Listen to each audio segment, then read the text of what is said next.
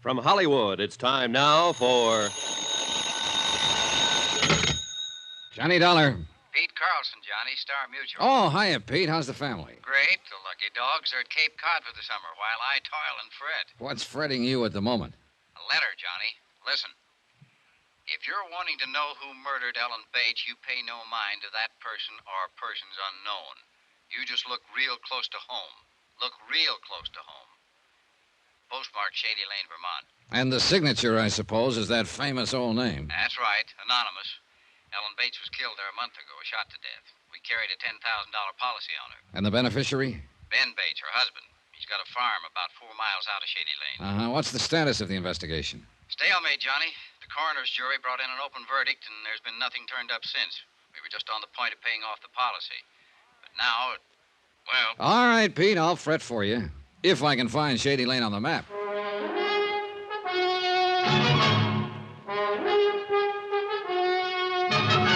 Tonight and every weekday night, Bob Bailey in the transcribed adventures of the man with the action-packed expense account, America's fabulous freelance insurance investigator. Yours truly, Johnny Dollar.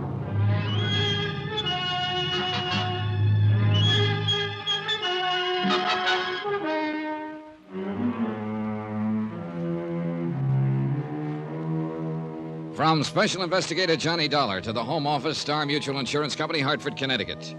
The following is an accounting of expenditures during my investigation of the Shady Lane Matter. Item 1, $36.70. Transportation and incidentals, Hartford to Shady Lane, a quiet little town of around 1,000 population. Drowsy streets lined with white frame homes, picket fences, and flower-bedded yards. A town with a well-chosen name, built under the protecting shade of venerable elms and spreading maples. A country crossroads town with one of everything. One inn, one restaurant, one garage, one general store, one barber shop, and one constable, a gaunt and lantern-jawed, leather-faced man of middle age named Jed Bramler. Yeah, it's a fact, Mr. Dollar. Lived here all my life. First time I've ever seen it this hot. Yeah, it's warm, all right. For this time of year, at least. Weather's changing. World, too. Everything's changing. Except human nature. That, too, maybe. Take this killing. Don't rightly know how to go about dealing with it. Well, maybe we can figure out something between us. This the bullet that killed him? Yeah, that's the one. It's an odd size and shape. Hand poured. Say it's hand poured. It's for an old-fashioned squirrel rifle. Smooth bore, single shot. I see. And I reckon that's about all I can give you in the way of facts, or clues, I guess you call them. Oh, facts will do. All right. Ellen Bates was a fine woman, had a hard life. She was married, no children. She was alive. Now she's dead. Cause of death, a bullet in the heart. Them's all facts, Mr. Dollar. How did it happen? Don't rightly know. Want no witnesses. Could have been an accident, even. What do you mean, an accident? Well, one of them hunters from the city. Them through here regular. Confounded idiots. Shoot at anything that moves. Well, surely not at a human being sitting in her own living room. They might have. Never can tell, crazy as they are. Shot a goat, belonged to Het Wilmer last fall. Caught 'em with it, tied on their bumper. Said it was a mountain sheep. Yes, but Yes, might have done it unintentional. Then got scared and run out. Yes, possibly. Except for one of those facts. Which fact? This bullet. Hunters from the city don't use old-fashioned squirrel rifles, Mr. Bramler. Well, I said it could have been accidental. Didn't say it was, though. I reckon somebody meant to kill her. Oh, I don't think there's much doubt of that. There ain't. Wish there was. Might not feel so danged worthless then. What do you mean? Ellen Bates was a fine woman. Hate to think of somebody killing her and getting clean away with it. Then let's make sure they don't get away with it. Got nothing to go on, Mr. Dollar. Not one lonesome thing. What about a possible motive? Haven't turned up a single one. Did she have any enemies? Everybody that knew her loved her. What about this bullet? Did you have a ballistics check made? Yeah. Send it clear to New York. They come up with anything? 6-page report. Yes, got it here somewhere. You can look at it if you want to. No need to. What was their conclusion? Same as mine. Fired from an old-fashioned squirrel rifle. Know anybody around here who might own a gun like that? Yeah, but near anybody in the township. Must be 300-400 of them rifles around. Keepsakes. Handed down. Family souvenirs. Yeah. Then that's one dead end. Couldn't be much deader. It's like I told you. Ain't no clues at all. At least none to speak of. Woman without an enemy in the world, sitting in front of her window, shot fired from outside the house, woman's dead. Them's the facts. And all the facts. No, not quite all. Eh? What do you mean? People. Persons are facts, you know. And their relations with other persons are facts. Facts that we can check on. Already told you, Mr. Dollar. Ellen Bates didn't have no enemies. The person who killed her wasn't exactly a friend. Known enemies, I mean. But she had contacts and relations with other persons, and one of them, known or unknown, was her enemy. Maybe an accidental enemy with a motive and the capacity for murder. What do you mean by accidental? Maybe Mrs. Bates saw something from that window of hers. Something that made her dangerous to someone else. Maybe she didn't even know she'd made an enemy. Yeah, might be. Or maybe it's just a matter of her death benefiting somebody. Somebody who otherwise wouldn't be her enemy. Mm-hmm. It thought of that, of course, but it don't lead nowhere. It might. I've got a letter here, Mr. Bramler. I wish you'd take a look at it. All right. It arrived yesterday at the home office of my client in Hartford. It was mailed here in Shady Lane. Nightfall and close to home. Look real close to home. Not signed, eh? No, not signed. Any idea who might have sent it? Yeah, somebody with a lot of vinegar in their blood. No, don't know. It's a fact. Wouldn't count too much on it if I was you. What do you mean? Well, like you just said, a matter of her death benefiting somebody. So? With that insurance policy like it is, the person that'd benefit most would be her husband, Ben Bates. Forget him. Why? Like you said, motive and capacity. Even if money was motive enough for Ben, he just hasn't got the capacity for murder. Forget him. Is Ben Bates a good friend of yours, Mr. Bramler? Since we were boys together. I see. Mm-hmm. Maybe you only think you see. I ain't making allowances for him. Just know him, that's all. Maybe I'd better meet him. All right.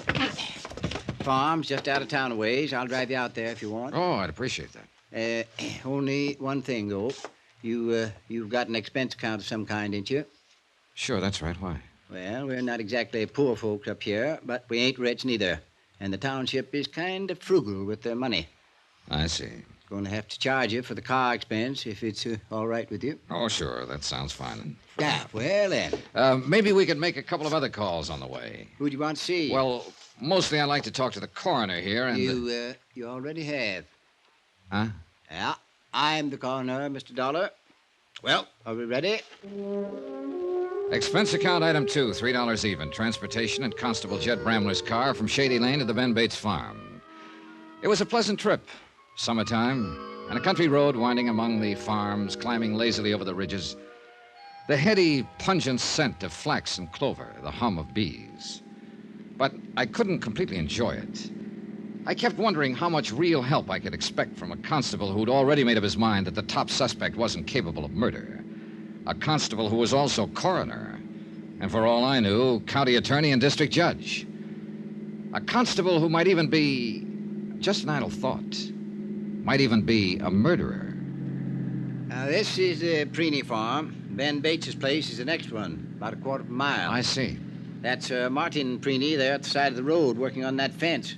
Might as well pass the time of day with him, I reckon. Were the Preenys and the Bates good friends? Yeah, real close. Afternoon, Jed. Martin? Township must be getting lax, letting you go gallivanting around on pleasure trips. Being paid for, Martin. Official business. This here's Mr. Darnley Dollar from down around Hartford. Martin Preeny, Mr. Dollar. Mr. Preeny? I do. That's quite a job you're doing there, Mr. Preeny. Well, a rock wall does just fine if you stack them real careful so they lock together. Looks pretty difficult. It takes a knack, no doubt about that, and work and time. But if it's dug in below the frost line, a rock wall will last a lifetime. And that's what I believe in, Mr. Dollar. Planning ahead and building right. That's a good philosophy. And then, too, a rock wall is a sight cheaper than fencing. And right there is his real reason, Mr. Dollar. A man that wastes his substance is a fool and a sinner. I believe in prudence. It's your only virtue, Martin. Fiddlesticks. We got callers, Sarah. Come on out here. No, ain't staying, Martin. Just passing. Just a minute, Martin. Just what so-called official business you on, Jed? Murder of Ellen Bates. Mr. Dollar here is an insurance investigator. He's come to look into it. I see. Well, it's a terrible tragedy, Mr. Dollar. Sad thing for the whole township. especially for Sarah and me. Yes, I imagine so. Yeah, they've been good neighbors, fine people. Folks about to be proud to know. So I understand. Couldn't help feeling sorry for him. Just didn't seem to get ahead in spite of Ben being a good hard worker and all. And then this, on top of all the other trouble he'd had. Well, what do you mean by trouble? Afternoon, gentlemen. Come here, Sarah. Why don't you meet a friend of Jed's, Mr. Johnny Dollar, my wife, Sarah. Mrs. How do Brainy? you Mr. Dollar comes from Hartford. Hartford. But then he's here for... He works for an insurance company. He's given Jed a hand with this Ellen Bates thing. Oh, yes, I see. Well, don't let me interrupt. I just tell him, Mr. Dollar, what good neighbors the Bates have always been. A body couldn't ask for a better friend than Ellen Bates. Mr. Preeny, you said something about all the other trouble they'd had. Yeah, I was referring to Ellen's illness. Why, after that operation last year, she was pertinently an invalid, you might say. Yeah, Ben had to wait on her hand and foot, along with doing for the house and running the farm. A lot of time he spent taking care of her. Now, Sarah. Not half as much time as he spent hanging around that girl. What girl is that, Mrs. Preeny? Why, that little flibbertigibbet that works at... Sarah! I'm sorry, Martin, but it's true and you know it. Mr. Dollar, I'm afraid my wife is just repeating gossip she's heard. Ben Bates is a fine young man. Any story to the contrary, idle rumors, nothing more. Well, sometimes the best way to stop an idle rumor is to check into it. If you'd care to tell me who she is. I know the girl, Mr. Dollar. Her name is Millie Wells. She's a waitress at the Shady Lane Cafe. I'd like to talk to her. You can when we get back to town. Well, folks, reckon we'd better be getting on. Hey, Mr. Dollar, Ellen Bates was a fine woman. Whoever it was killed her. I hope you get him. I believe we will. Oh, and by the way, Mrs. Preeny, the company was very grateful for your letter.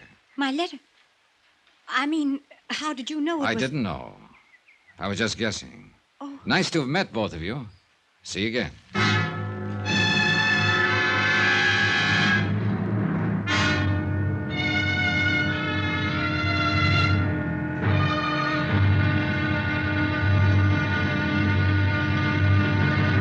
Now, here's our star to tell you about tomorrow's intriguing episode of this week's story. Tomorrow, of two who are not even accused, one confesses and one denies, and both very strangely. Join us, won't you? Yours truly, Johnny Dollar.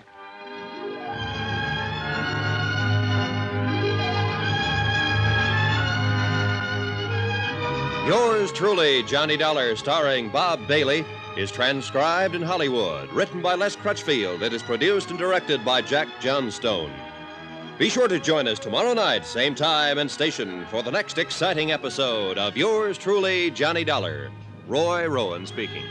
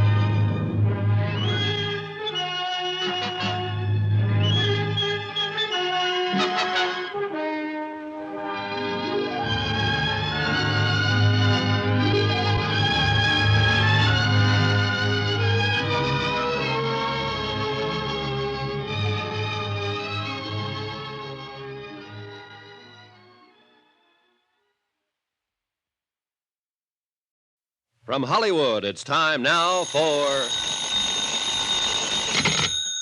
Johnny Dollar. Ready with your call to Hartford, Mr. Dollar. Thanks, operator. Go ahead, Hartford. Hello? Johnny? Yeah, Pete. A big fat expense account, and you still reverse the call. Had to. I'm phoning from a crossroads store. Look, I need a quick fact or two in connection with the Ellen Bates murder. That $10,000 policy on Ellen's life. When was it written, Pete? Oh, around 4 years ago. I'll get the exact date if you want to hang on. No, that's close enough. I was hoping it was only a year or two back. Knocks a pet theory in the head, huh? No, but it doesn't help it any. Hey, is there also a policy on the life of Ben Bates? Yeah, same amount, taken out at the same time, right after they were married. Add up to anything? A nice round zero. What do the local authorities think? The only local authority in Shady Lane is sitting outside in the car right now, and he thinks the same as I do. Which is what? We're both stumped. I'll be talking to you.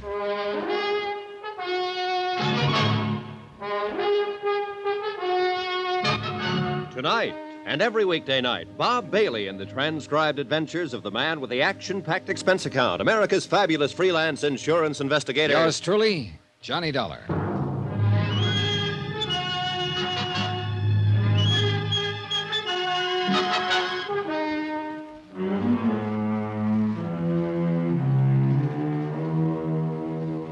From Special Investigator Johnny Dollar, location Shady Lane, Vermont, to the Home Office Star Mutual Insurance Company, Hartford, Connecticut.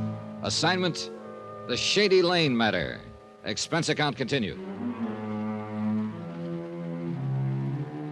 Item 4, 7 cents, a copy of the Shady Lane Weekly Crier, the paper that prints the folksy news, according to the masthead. Maybe it would help, because the whole case seemed to have a folksy flavor. A young farm wife named Ellen Bates, a semi-invalid without a known enemy in the township, had been shot to death a month before. The killer, unidentified. Motive, unknown. Physical evidence, non-existent. Leads, none. I rejoined Constable Jed Bramler in the car and glanced over the paper as we drove on to the Bates farm. I'd begun to realize that, folksy or not, the Bates case was probably going to be tougher than an old boot. Now, we'll leave the car here at the road and walk up through the draw. I'll show you how it happened. All right, good. This sure doesn't look like very good farmland. Tain't. Ben's got a few good acres north of the house, but most of it's like this. Won't grow much of anything except in rocks. Takes a lot of scratching to make a go of a place like this. Yeah, I imagine. And it would be even tougher if you had to take care of an invalid wife at the same time. Yeah, I reckon it would. Watch yourself on that barbed wire, Mr. Dollar. All right. There's easier ways of getting to the house, but I figured you'd like to see how the killer got away. And this is it, you think, huh? He fired the shot from cover and then... Oh, she did. All right, whichever. And then he or she ran back down this draw here and got away. Yeah, must have been seen otherwise. But here in the draw, a person would be out of sight from both houses. Either the Bates place or the Preeney's over on the other side. I'll buy that one, all right. This brush is thick enough to hide a herd of cattle. Yeah, well, once the killer got to the road, back where we left the car, might have gone any place. Yeah, that's the trouble. This case is too full of mites. Tried to pick up a trail in here, even brought in dogs, but they didn't turn up nothing. Dogs is mostly overrated anyhow. Yeah, so I've heard. Yeah, let's see now. Ought to be right about here some... yes, there we are. Over that way. Uh-huh, yeah, I see the stake you put up to mark the place. Nope, it wasn't me that put it up. It's a survey marker. But it's just about where I calculate the shot was fired from. Right about here.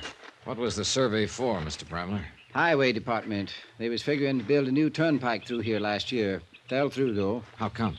The whys of a public bureau ain't for mere man to know, Mr. Dollar. They finally picked someplace else a few months ago. Shame, too. Might have made this land worth something to Ben. Another one of those mites, huh? Now, look through the bushes there, just to the left of that big maple. Mm-hmm. That's the parlor corner of the Bates house. And Ellen was sitting right there in that big front window when it happened. Ben has put the glass back in since. Yeah. Well, it wouldn't have been too difficult a shot from here. Them old-fashioned squirrel rifles is mighty accurate. And nearly everybody in the township has one. That's about it. It's not a matter of finding a needle in a straw stack. It's finding one special straw in a straw stack. Mighty hard chore, I'd say. So would I. So there she sat, an easy target, alone at her own front window. Well, not exactly alone, Mr. Dollar. Oh? Alone at the window, yes. But Mrs. Preeney was in the room with her at the time. The woman who wrote the anonymous letter accusing Ben Bates? I didn't know that. Yeah, didn't seem to have no bearing. She just happened to be there. Brought over a cake or something from next door. She was always doing things like that for Ellen. Uh-huh. But Mrs. Preeny didn't see who fired the shot. She just heard the window glass crash and saw Ellen come half out of her chair and then fall on the floor. An invalid, helpless, sitting there at a window. Now, what the devil could a woman like that do to make somebody hate her enough to kill her? Mr. Dollar, if I could answer that, I would have somebody locked up by now. If anybody did hate her, of course. Meaning? Maybe hate wasn't the reason. Got a better one? Oh, I'm just supposing. Done quite a bit of that myself. Hey, tell me something, Mr. Bramler. This waitress at the Shady Lane Cafe, the one Mrs. Preeny made the insinuations about. Millie Wells? Yeah, Millie Wells. Is she pretty? Well, hard to say. Tastes differ. I reckon, though, most anybody'd call her pretty, though. Well, what about that gossip Mrs. Preeny was spouting? Is it just a rumor? Or was Ben seeing Millie before his wife was murdered? Hard not to see her. Ain't a very big town. You know what I mean. Did he go out of his way to see her? Oh, stopped in the cafe there once in a while. Cup of coffee, piece of pie. Doing all the cooking at home like he was. He got a mite tired of it, I reckon. Well, what about now? Is he still seeing her? Eats most of his evening meals there. Is that all it amounts to? Well, folks generally agree that there's some interest building up since his wife's death. Well, what about his wife? Did she have any chance at all of getting well? Nope, not according to the doctors. I see. Mr. Dollar. Yeah? You are barking up that same wrong tree again. Oh, it kind of adds up. Figures lie sometimes. Pretty girl, young and alive, interested maybe. An invalid wife, rundown farm, a $10,000 insurance policy. All facts, true enough. He wouldn't be the first man who went wrong with a setup like that. Not Ben. I told you before, murder just ain't in his nature. Now, come on. Let's walk on up to the house and talk to him. Wait a minute, one other thing. That anonymous letter Mrs. Preeny sent us. Now, why would she go out of her way to get Ben Bates in trouble? Hard to say. I thought she was a friend of the Bates. Of Mrs. Bates, yes. Ellen. But for some reason, she never has seemed to like Ben very much. I don't know why she done it, Mr. Dollar, but I sure wouldn't put no stock in what she said. It's just her nature. That's all it is. It was late afternoon. Long shadows were beginning to stretch out over the flinty ground. Almost the same time of day that Ellen Bates was killed. Killed by her husband, I was beginning to believe. And yet Constable Jed Bramler swore by Ben, his longtime friend.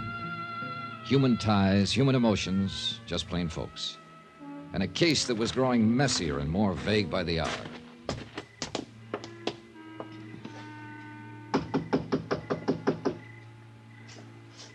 Not much sign of life. Well, Ben's in and out. You never know. Sounds like somebody coming around the house. Must have been working out in the barn. Always plenty to do on a Flint Rock farm. If you come looking for me, Constable. How are you, Grody?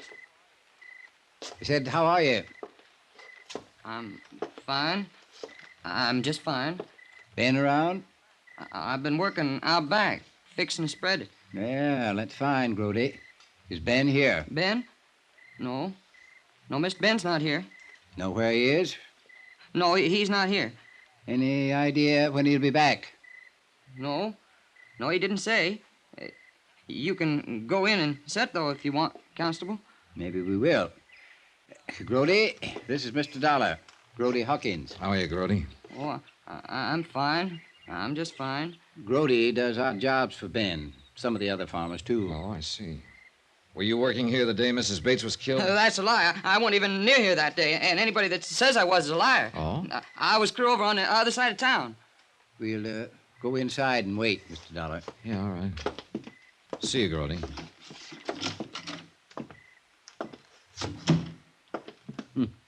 Kind of gets excited when he figures he's being accused something. Yeah.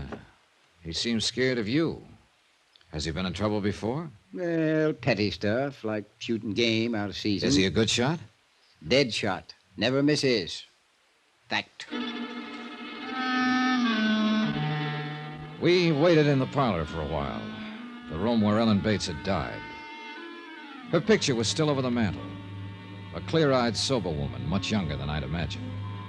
The sun gradually set and the light on the picture grew dim, but Ben didn't come back. We gave up finally and drove back to town. I left Bramler at his office and walked down the street to the Shady Lane Cafe to eat dinner. right with you, sir. No hurry. You'll be cooler if you sit there by the window. Oh, fine. Thanks.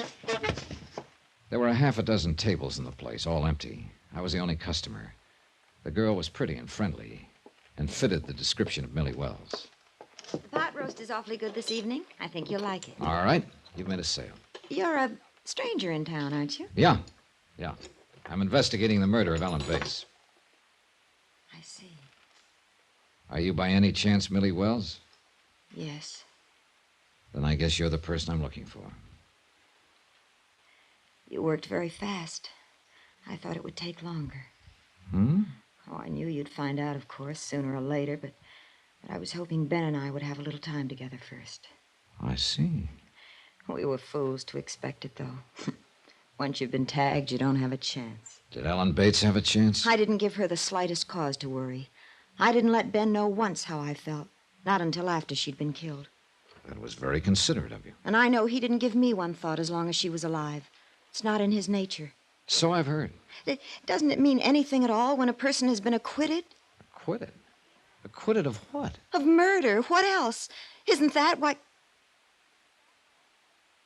Oh. I thought you knew. I thought that's what you... I guess maybe you'd better tell me about it, Millie.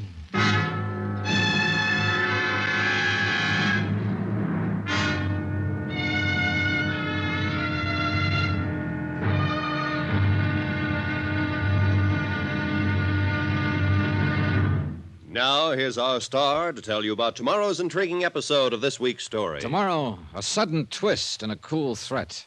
A strange revelation. And the lies come thick and fast. Join us, won't you? Yours truly, Johnny Dollar.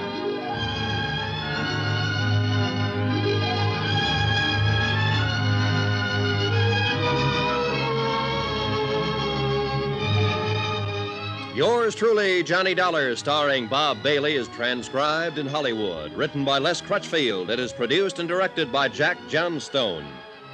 Be sure to join us tomorrow night, same time and station, for the next exciting episode of Yours truly, Johnny Dollar. Roy Rowan speaking.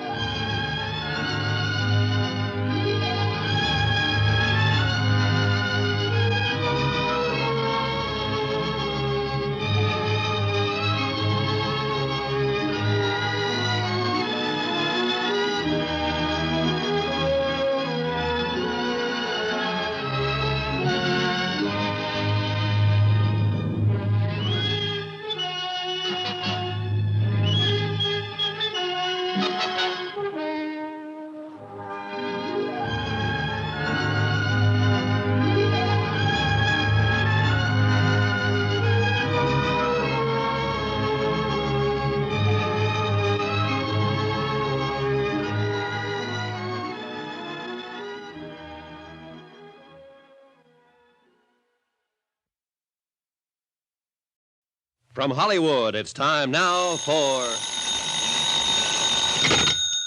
Johnny Dollar. Mr. Dollar. Well, this is Jet Bramler. Oh, hiya, Constable. Reckon I got the wrong number. I was calling the Shady Lane Cafe. Now, you've got it. I'm sitting right here at the counter. Yes, well, but where's Millie, Mr. Dollar? She's busy crying at the moment. I'm waiting for her to get through and hoping she'll confess to murder. Now, you hadn't ought to gone and made her cry that way. Millie is a fine girl. That's the trouble with this whole case, according to you. Everybody in this township is fine people, all of them. Ellen Bates was a fine woman, too, and now she's dead. And one of these fine people killed her. Now, I'm going to sir. find out which one, Mr. Bramler, and I'm going to tag him for it. With your help or without it.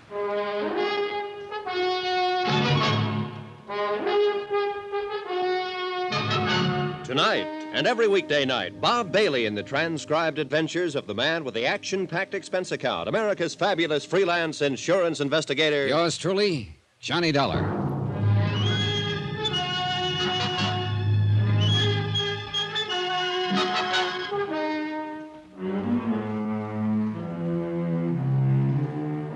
From Special Investigator Johnny Dollar, location Shady Lane, Vermont, to the Home Office, Star Mutual Insurance Company, Hartford, Connecticut. Assignment, the Shady Lane Matter. Expense account continued. Item 7, $1.40, one pot roast special at the Shady Lane Cafe, while waitress Millie Wells dried her tears and repaired her face. I thought over what she'd said, what I'd taken for a confession, and tried to fit it in with the other facts in the case, what few facts there were. A young farm wife, a semi-invalid named Ellen Bates, had been shot to death while sitting at the front window of her house. The weapon was an old-fashioned squirrel rifle, a type of gun owned by half the people in the township. Ellen Bates had no known enemies. Her husband, beneficiary of a $10,000 insurance policy on his wife's life, had been accused by a spiteful neighbor of carrying on with pretty waitress Millie Wells. It's a lie, Mr. Dollar. Anyone who says Ben and I were seeing each other or even thought of such a thing before his wife's death is a mean, vicious liar. All right, take it easy now, take it easy. There's no point in getting yourself all worked up and starting to cry again. Ben's a fine man, straight and decent. And it makes me boil to have some low, sneaking gossip try to smear his reputation without reason. It reflects on your reputation a little too, Millie. I don't care about me. I told you what I've been through. I'm used to it. Do you ever get used to something like that? No, not really. A murder charge isn't an easy thing to forget. You dream about it nights. Prison, the courtroom, the trial, the things they said about you. But you were acquitted finally. I was acquitted, and I was innocent. But just being tried for murder brands a person for life. What were the details of the case? First, let me tell you about Ben. You haven't met him yet, Mr. Dollar. You don't know him. And I know the line you're thinking along.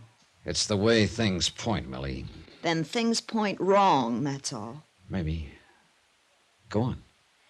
Well, he's been coming in here for the last 6 months. Not often, just every once in a while, just to eat. Does Ben know you stood trial on a murder charge? He does now. He didn't before his wife was killed. We just made conversation, that's all. And since her death? There's been no carrying on, as some people choose to think. One day Ben said, Millie, when this mess is all settled, I'd like very much to see more of you. That's all. That's all. And that's enough. Because I love him. About the trial, Millie. It was 4 years ago, in Chicago. I was working for a family on the West Side as a nursemaid, governess. They were wonderful. What happened? The wife died suddenly, under strange circumstances. It could have been an accident, or it might have been poison. I thought you already knew about it. That's why I blurted it out that way. Oh, I'd have found out anyway, sooner or later. Yes, I know. It was in all the headlines. The same things that they'll be saying about me here. What do you mean? I was accused of murdering the wife because I was in love with the husband. I left the Shady Lane Cafe, and the tortured girl whose secret, close hidden for 4 frightened years, was now the property of a stranger. It was late now, and the town square was dark and deserted. A stark white moon was climbing the eastern sky, and the soft summer night's breath stirred in the leafy tops of the maples, whispering other secrets. Secrets the villagers dared not stay abroad and listen to. A fantasy, sure, pure and simple.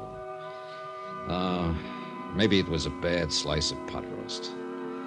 Anyway, the dim light burning in the office of Constable Jed Bramler brought me back to harsh reality. Come in, Mr. Dollar. Come in, pull up a chair. Okay, thanks. That girl stopped crying yet?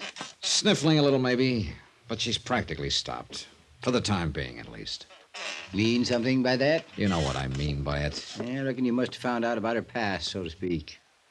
You knew about it? Yeah, since the day she come to town. Stopped in to see me, told me all about it. Well, you were keeping it pretty quiet, weren't you? It was told in confidence, Mr. Dollar. All right, but this is a murder case. It don't have no bearing. Millie ain't involved. Would you mind if I had a chance to decide that once in a while? Didn't know you'd be interested. Don't you realize that Millie Wells may be the reason for the killing? Still beating a dead horse, eh? I think that horse is coming to life, Mr. Bramler. You do. The way things stand right now, a prosecuting attorney could go into court with a pretty strong case. The charge, first-degree murder. Accused, your friend Ben Bates. You ain't met Ben yet, Mr. Dollar. No, I haven't met him, but the facts add up. It's an old story. Yeah, it's downright classic. An invalid wife, a pretty girl, a rundown farm that doesn't look as though it's made a profit in years.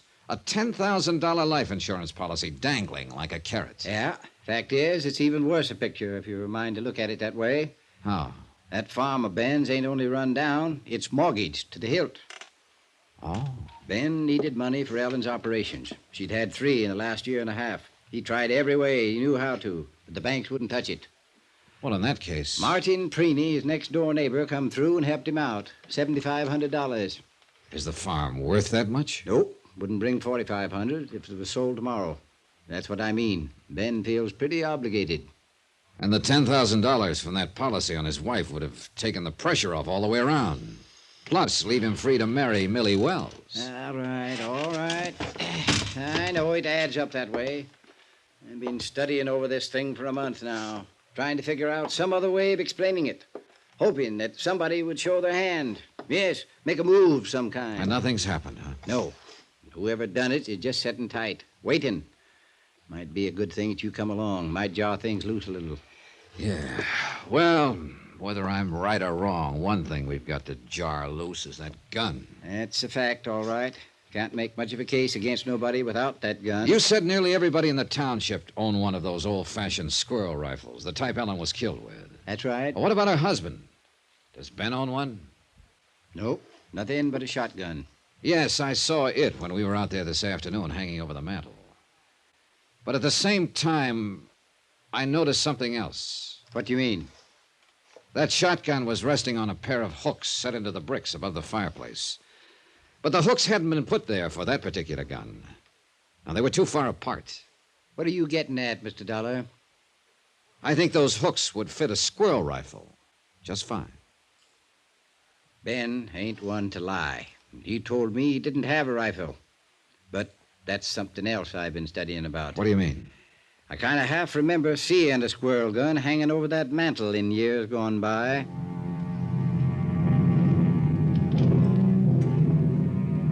Expense account item 8, $3. Car expense for another trip out to the Bates farm. A late night trip this time, and the last one, I hoped. Constable Bramler had suggested that my being in the case might help stir things up. Good, I was all for it. And not just stir things up, but wind them up. Tonight, maybe, if we caught Ben Bates at home. Lights on inside. Yeah, he must be here someplace. Oh, evening, Jed. Ben, like you to meet Mr. Johnny Dollar. Mr. Dollar. Hi, Ben. You fellas are out late. Little, I reckon. Mind if we come inside, Ben? Oh, sure. Sorry, Jed, I didn't think. Well, let's go on back through to the kitchen. That's about the only room I use since... Well, anymore, I mean. Set yourselves down there at the table. I'll get us some lemonade if there's any ice left. Oh, a lemonade lift would suit me fine. Don't go to no trouble for us, Ben. No trouble at all. Got it already made. Just have to chip a little ice into it. I reckon you'll kind of have to bear with me. I'm not much used to having callers come around since Ellen. It's all right, Ben. Here we are. You fellas got some business out this way tonight? Fact is, Ben, we come out here to talk to you. Mr. Dollar is an insurance investigator. He's here to find out who killed Ellen. I see. You got any ideas yet, Mr. Dollar? I've kind of got an idea you might have done it, Ben. I wouldn't have harmed a hair of Ellen's head. I could be wrong. Mr. Dollar has been checking around, Ben, talking to people here and there. Pre-niece, Millie Wells. What's Millie got to do with it? Nothing, maybe. Or she might be part of the motive. I didn't even make her acquaintance, hardly, before the last week or two. What about Mrs. Preeny? You've known her longer, haven't you? Yes, she was a good friend of Ellen's. Why? She thinks you killed your wife. She wrote an anonymous letter about it to the insurance company. The woman's crazy. I knew she never liked me for some reason, but I sure wouldn't figure her to go that far. Ben, whatever happened to that squirrel rifle you had around the house? Why, the week before Ellen died, somebody... Yes, Ben? No, I didn't lie to you, Jed, not actually. When I told you I didn't have a rifle like that, I didn't. Not then. And you didn't ask me if I had one. What happened to the rifle? Well, it was stolen the week before Ellen was killed. I haven't seen it since. Mm-hmm. No, that's the truth, Mr. Dollar. You didn't report it being stolen? Ellen asked me not to. She figured she knew who took it, and she wanted to give them a chance to make good. You know how she was. But after she'd been shot by that same kind of rifle, you still didn't report it. Report afterward that the gun had been took before? Who might have taken it, Ben? I've tried to think. Wasn't nobody came here that week except Mrs. Preeny and Grody Hawkins. Grody Hawkins? That's the hired hand we met here this afternoon, Mr. Dollar. Yeah, I know. The one who was a dead shot with a gun. No. Grody wouldn't kill nobody. He's a little touched, maybe, but he's good-hearted and gentle. Is he another one of your pets, Constable? Don't you care whether the killer is identified? Kind of a funny question to ask a murder victim's uncle. Uncle? Mr. Bramler, was Ellen Bates your niece? She was. Didn't think to mention it, Mr. Dollar. Just figured you knew, I guess. And anyhow, it don't have no bearing.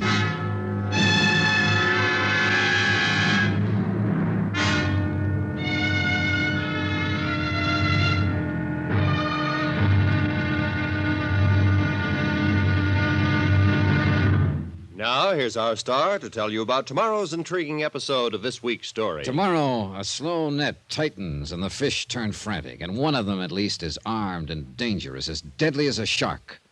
Join us, won't you? Yours truly, Johnny Dollar. Yours truly, Johnny Dollar, starring Bob Bailey, is transcribed in Hollywood. Written by Les Crutchfield, it is produced and directed by Jack Johnstone.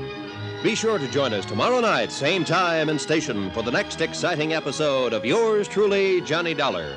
Roy Rowan speaking.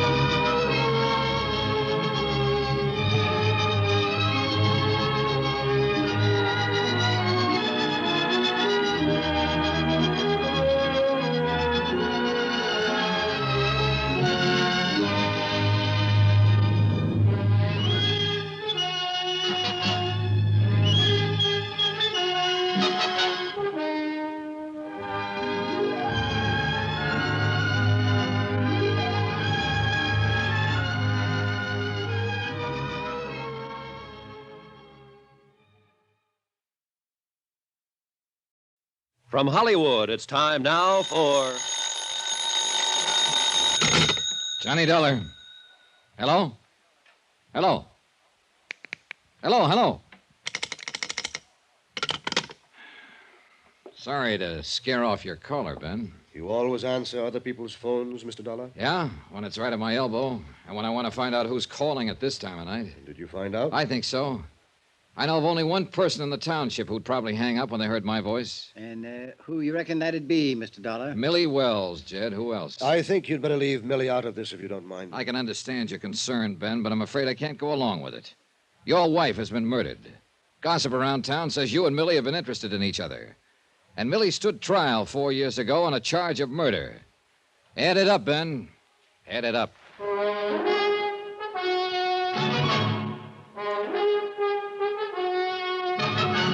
Tonight and every weekday night, Bob Bailey in the transcribed adventures of the man with the action-packed expense account, America's fabulous freelance insurance investigator. Yours truly, Johnny Dollar.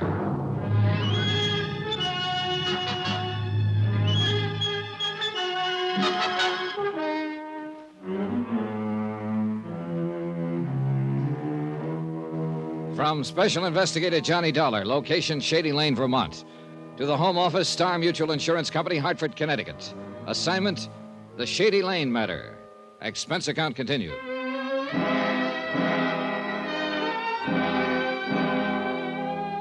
It was a messy case, hard to move around in. A small community, and everybody in it was a neighbor or friend of everybody else. Except, of course, the unknown person who'd murdered Ellen, Ben Bates' invalid wife. But the ties were close. Ellen, it turned out, was the niece of Constable Jed Bramler.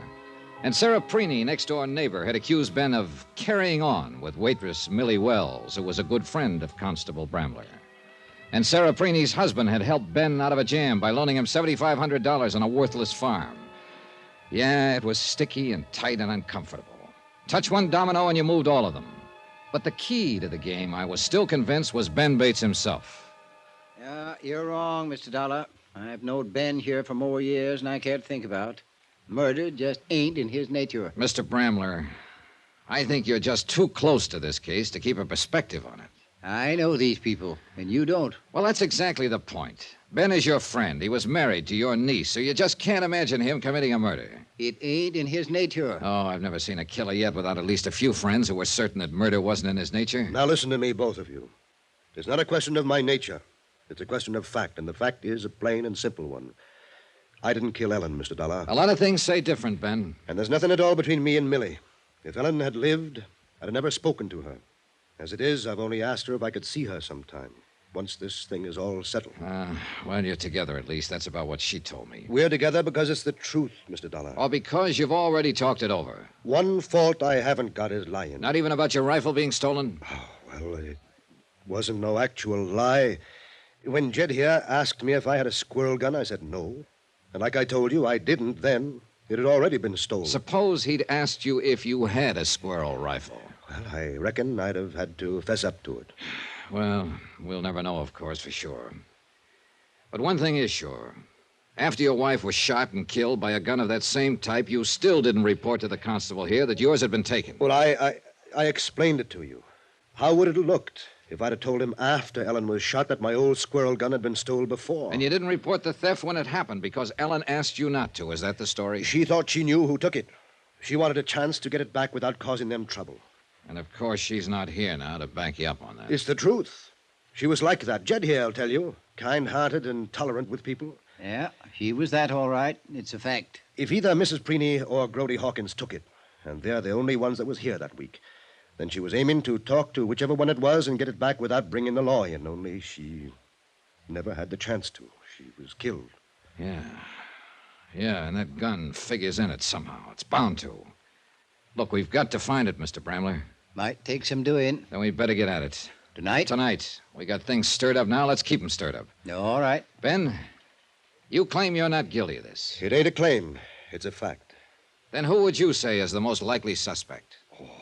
Ellen didn't have a single enemy in this world, as far as I know. There ain't a person in this township that had a reason to kill her. Except you. For the money, you mean? For that life insurance policy? It's worth $10,000. And I'm that kind, you think? A man who'd murder his own wife just to get his hands on $10,000. Ben, I don't know. But there's one thing you can count on. I'm going to find out. Constable Bramler and I left Ben alone in his empty farmhouse, drove back into town. The moon was higher now, and the countryside was dappled in black and silver. And it, too, was empty and silent. We alone moved and made noise as we rattled down the winding dirt road through the flint rock valleys between the sleeping elms and maples. Logic still pointed at Ben Bates, but I'd begun to doubt logic a little. Bramler was right. Murder didn't seem to be in Ben's nature. And I wasn't sure now whether he sat there in his silent house alone with guilt or alone with grief. Grody lives back at the feed store there. What do you mean, back of it? Well, kind of a shack there on the back corner of the lot. They let him live in it in return for keeping an eye on the store at night. Yeah, quite a choice for a night watchman, a kid who's been up several times for petty theft. Mm-hmm. I reckon it does seem a bit odd. Well, let's go see if he's there. You know, folks around here use a person according to his nature. Grody is pretty reliable at something he's made responsible for. And why do you think he might have stolen that squirrel rifle from Ben Bates' place? He was working for Ben, wasn't he? But just as a hired hand, he wasn't hired specially not to steal. But here he is. Oh, now, that's a fine point of ethics. Well, most points of ethics is that way. Reckon Grody just does ornery things sometimes so people will notice him, take an interest in him. He's a little simple-minded, but he ain't a bad kid at heart. Is anybody bad in your book, Mr. Bramley? Whoever killed Ellen Bates is. Watch step now. It's pretty dark back here. Yeah. I hope nobody has dug a hole here someplace. Ain't likely. No, I think the door is here by the corner somewhere, if I recollect rightly. It's been a long time. Watch it. You all right? Bruised my shins all. Now, who in the Sam Hill put all these boxes in front of the door here? You stop right there now. Don't you move. He's got a rifle on us. All right, don't try nothing, Mr. Dollar. Like I told you, he's a dead shot. What you whispering about there? Never you mind, Grody. You just put that gun down. I'll put it down. Don't you move now. Let me get my flashlight. It's Jed, Grody. Constable Bramler. Mr. Dollar's with me. You stand still till I get a light on you. And then we'll see. Golly, tis. Yes, didn't you recognize my voice? Never can tell. People might try something funny. Try to break in. Something like that. Well, now that you know who we are, Grody, how about having a look at that gun you're holding on us? Well, I don't know. I guess if Constable Bramler says it's all right. It's all right, Grody. Let him look at the gun. All right, then. Here. Thanks. Mind holding the flashlight here? All right. Well, at least this isn't the one. It's a .22. What are you fellas up to, anyhow? Grody, what did you do with that squirrel rifle you took from over Ben Bates's mantel? Well, Grody? I don't know what you're talking about. You don't? Anybody says I done that is lying. Nah. Don't get excited, Grody. We don't want to wake up this whole town while we're walking across there. Where are we going, Constable? Over to the city jail.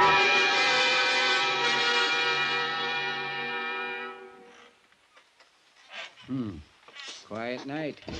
Not even a mockingbird singing out there.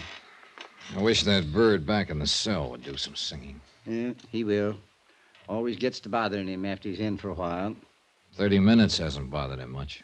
He'll talk pretty soon. Provided, of course, he has anything to talk about. I know that boy inside out. Now, whether he stole that gun or not, he's lying about something.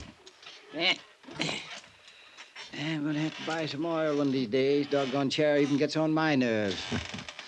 I don't think anything gets on your nerves, Mr. Bramley. Well, the country up here has that kind of influence, I reckon. These hills are older than man. They seen a lot of things come and go. Guess they kind of quiet a person down if he stays here long enough. I doubt if this place is as quiet as it looks. I think there are things under the surface like flint rocks in a field, and sooner or later they work to the top and break off a plowshare. Yeah, happens sometimes. Isn't there anyone you can think of who might have hated her, even slightly? Mr. Dollar, if I was to say honestly who I thought was the best-liked person in this whole township, I would have to name my niece, Ellen Bates. And yet somebody put a bullet through her head and fired at her from the brush without even any warning. It's a fact. There had to be a lot of hate behind that bullet. Or a lot of greed. Same old tune, eh? Ben killed her for the insurance. I keep coming back to it because nothing else makes any sense. And neither does that. He owed that mortgage to Martin Preeny, and the farm wasn't worth it. Martin wasn't pressing him for it. Maybe not. But if I tagged Ben right, he still felt the obligation, the sense of pressure. $10,000 must have looked pretty big to him. Not that big, Mr. Dollar. Then there's Millie Wells, pretty as a picture and in love with him. And an invalid wife at home. Constable? Well, our pigeon's starting to chirp. Now, let him think I ain't coming right away. He gets more anxious. Saves time in the long run. Matter of understanding his nature, huh? Something like that. Constable Bramley? What about your nature, Mr. Bramley? Always was kind to my mother. And your niece, too? Meaning? How did you and Ellen get along? Fine. Just fine. Constable! Reckon he must be ready to talk now. It's true. I was lying about it. I stole that gun, all right. But I ain't got it now. Where is it, Grody? I sold it. to Mr. Martin Preeny to hang in his house. Martin Preeny. Well, can't figure Martin paying money for something to hang in the house. He's too tight-fisted. He gave me $4 for it about 3 weeks ago. That would be after Ellen was shot. And you took the gun the week before the murder. Are you saying that I shot Miss Bates? That gun was in your possession at the time, Grody. Oh, she was the best friend I ever had. The only one in this town that ever treated me like somebody. I wouldn't never done nothing to hurt Miss Bates. You had that gun, the same kind she was killed with. Oh, that gun ain't been fired in years. What? Well, Mr. Bates never did use it. Why, it's even got rust inside the barrel. Grody, for your sake, I hope it has.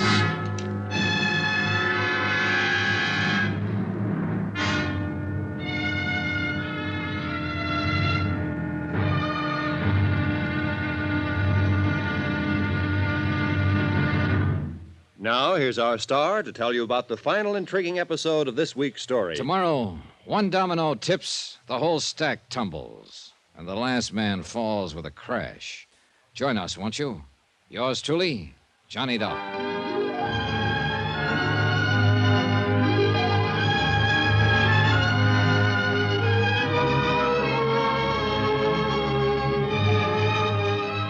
Yours truly, Johnny Dollar, starring Bob Bailey, is transcribed in Hollywood. Written by Les Crutchfield, it is produced and directed by Jack Johnstone. Be sure to join us tomorrow night, same time and station, for the next exciting episode of Yours truly, Johnny Dollar. Roy Rowan speaking.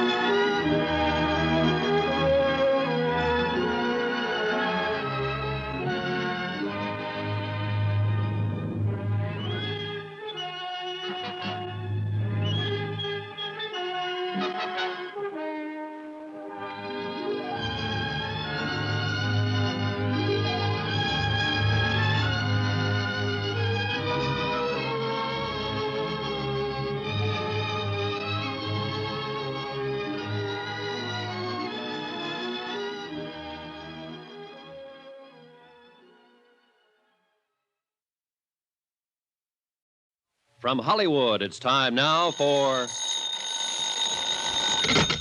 Johnny Dollar. Good morning, Mr. Dollar. I do hope I didn't wake you up. I was already up, Mrs. Preeny. Mrs. Well, how did you know? I recognized your voice. What can I do for you? Well, I know you'll think me terribly forward, but I have to see you, Mr. Dollar, right away. All right, I'm in room 22. Come on up. Oh, good heavens, I couldn't possibly do that. After all, you're a man, and I'm... And you're a woman. Mrs. Preeny, I'm sure you haven't come into town this morning to play footsie. So let's both relax and forget about the fact that... This is a small town, Mr. Dollar, and you know how people talk here. Yeah, I know. And what are they talking about this morning? Well, the murder, I suppose. And, Mr. Dollar, I've got to see you right away. I've done a horrible thing, and I'm ready to confess.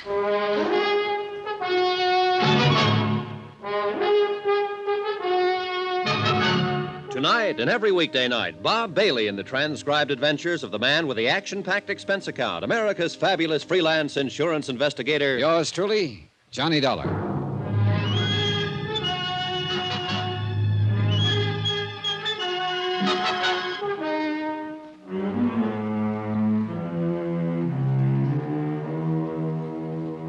From Special Investigator Johnny Dollar, location Shady Lane, Vermont. To the Home Office, Star Mutual Insurance Company, Hartford, Connecticut. Assignment, the Shady Lane Matter. Expense account continued.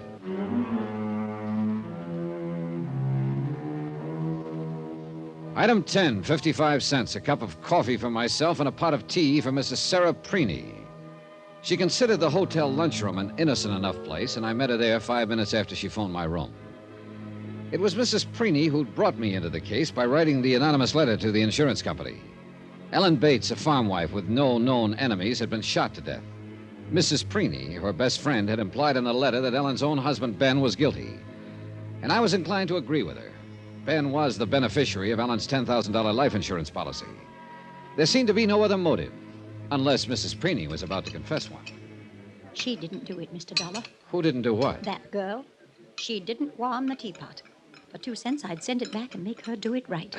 Well, I'm a little pressed for time, Mrs. Preeny. Oh, I'm not going to do it, really. I just said that. I wouldn't want to attract attention under the circumstances. You mean the fact that I'm a man and you're a woman, and apparently the twain hadn't ought to be meeting, in Shady Lane, at least. Well, people will talk, you know. And I didn't want Martin to know. Why not? Well, then he'd want to know why. Of course, I'd have to tell him, and, well... Well, as a matter of fact, Mrs. Preeny, I'd kind of like to know why. Well, it's... Oh, this isn't easy for me to say, you know. Well, let's have a try at it anyway. It's about that letter that I wrote to the insurance company that I didn't sign my name to. Yes? It was a terrible thing to do. Just terrible. In what way? Why, those things I said about Ben. Mr. Bates, I mean. Insinuating he might have had something to do with Ellen's death. Her murder, I mean. You made some fairly definite statements, Mrs. Preeny. They weren't true, Mr. Dollar. But I'm telling you the truth now. I know Ben didn't have anything to do with Ellen's death. Mrs. Preeny, there were some other things you implied to me, too, you know. Yes, about him and Millie Wells that works at the Shady Lane Cafe. I said they were carrying on before Ellen was killed. I made that up just to hit out at him. Why? I don't know, really. Ellen was wonderful, and I just loved her. But sometimes I'd get to thinking that... Not that my Martin isn't a fine man, you understand. Steady, reliable. You know, you've met him. Oh, yes, I'd say your husband is quite steady and reliable. I didn't want you to think that I was saying anything against him. But life on a farm isn't easy for a woman at the best, Mr. Dollar. Sometimes she gets silly notions, I guess. What sort of notions? Oh, a woman's human. She wants a little warmth, understanding. That's all. Nothing more. You understand what I'm saying. Yes, I think I do. But Ben Bates, well, he didn't even look at me. Didn't see me. That's all I wanted. Just for him to look at me. But he didn't do it, Mr. Dollar. Not even once. I left her sitting there in the stark, bare wooden booth in the lunchroom, sipping her prim cup of cold tea and trying to hide a red-faced confusion behind the shreds of decent dignity. Constable Bramler was right. Scratch the surface of Shady Lane anywhere, and you found a human passion just beneath the skin. Good morning, Constable. Morning, Mr. Dollar. Sleep well? So. How's Grody Hawkins? Still asleep, back there in his cell. He admits stealing that squirrel gun from Ben Bates' mantle the week before Ellen was shot, and claims he sold it to Martin Preeny the week after the murder. Yeah, so by his own admission, the gun was in Grody's possession the day of the killing. But Grody claims the gun is rusty and hasn't been fired in years. Yeah, whether it's rusty or not, Grody didn't kill nobody. Have you been out to the Preeny farm yet to pick up the gun? Nope. Figured you might like to do that yourself. You can use my car if you want to. Cost you another $3, though. How did you make a living before I came along? It wasn't easy. Traffic tickets, mostly. New turnpikes are going to stop all that, though. Misses the town complete. Along with Ben Bates' farm, huh? Yeah. Too bad they didn't stick to the original survey. Made that place of his worth something, maybe. And it might have saved his wife's life. Still beating that dead horse, eh? Oh, Ben Bates was up against the wall. A worthless farm, mortgage for $7,500 to Martin Preeny, a strong sense of moral obligation to pay it off, an invalid wife who would never get well, with a $10,000 policy on her life. Murder ain't in Ben's nature. I've told you. Then whose nature is it in? Mrs. Preeney's, maybe? She came to see me at the hotel a little while ago. You don't say so. She wanted to explain why she'd lied about Ben. Uh-huh. Reckon 'twas because he wouldn't pay no attention to her. Who told you? Figured it out. Reckon Martin ain't too easy a man for a woman to live with. Too straight-laced, tight-fisted. And Ben right next door that-a-way, fine-looking young fella. Her running in all the time, taking things to Ellen. Bound to want to be noticed. Yeah, it's the nature of a woman. What about Ellen, Mr. Bramler?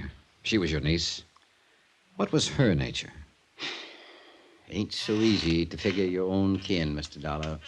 Reckon 'twas just her nature to be a victim, kind of.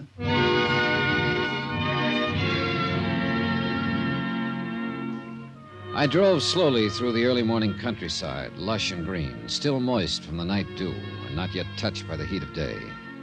Farm after farm, snug and smug and safe. But Ellen Bates, a woman who never harmed anyone in her life, had lived on such a farm. Yet a bullet had crashed through the window and found her. I'd left the car parked in the yard and walked on up to the porch. The door opened before I had a chance to... Oh! Oh, good morning, Mrs. Preeney. You surprised me, Mr. Dollar. Is your husband at home? Yes, he's in there working on his accounts. I was just going to take some strawberry preserves to Mrs. Thrasher up the road. She hasn't been feeling too well. Sorry to hear it. You're not going to say anything to Martin about... Well, you know what about. I wouldn't think of it, Mrs. Preeney. Thank you.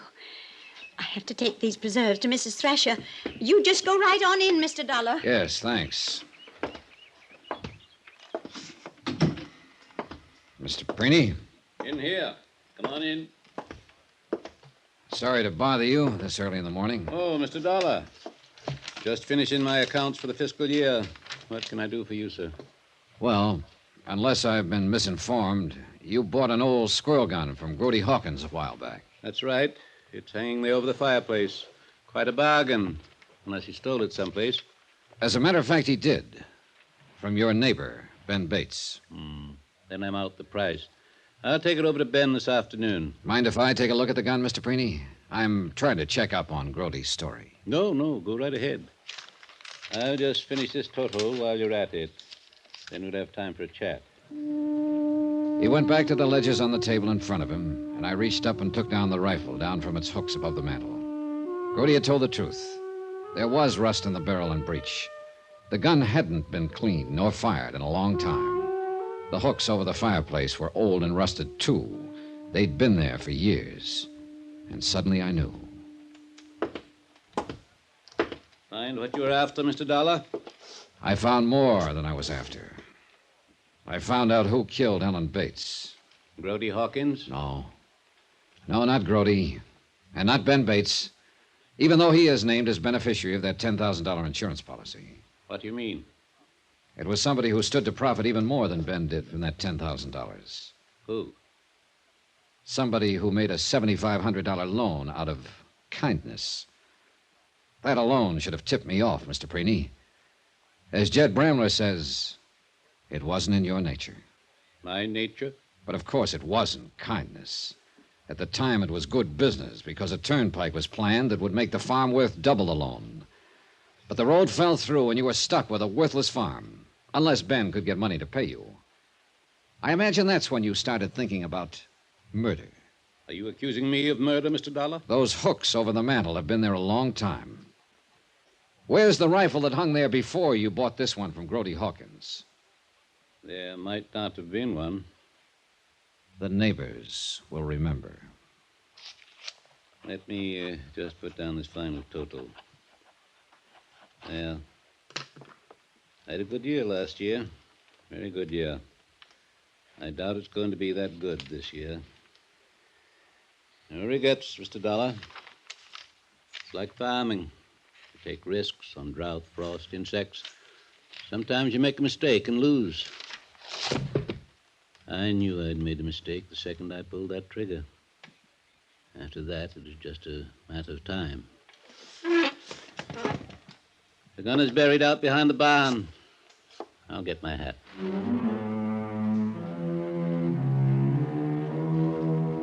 Item 12, $94.35. Incidentals in Shady Lane and transportation back to Hartford. Expense account total, $186.60. Yours truly, Johnny Dollar.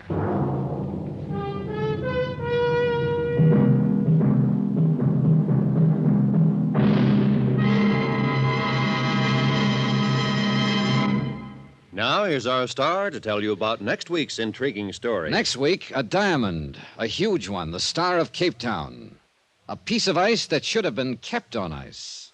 Join us, won't you? Yours truly, Johnny Dollar.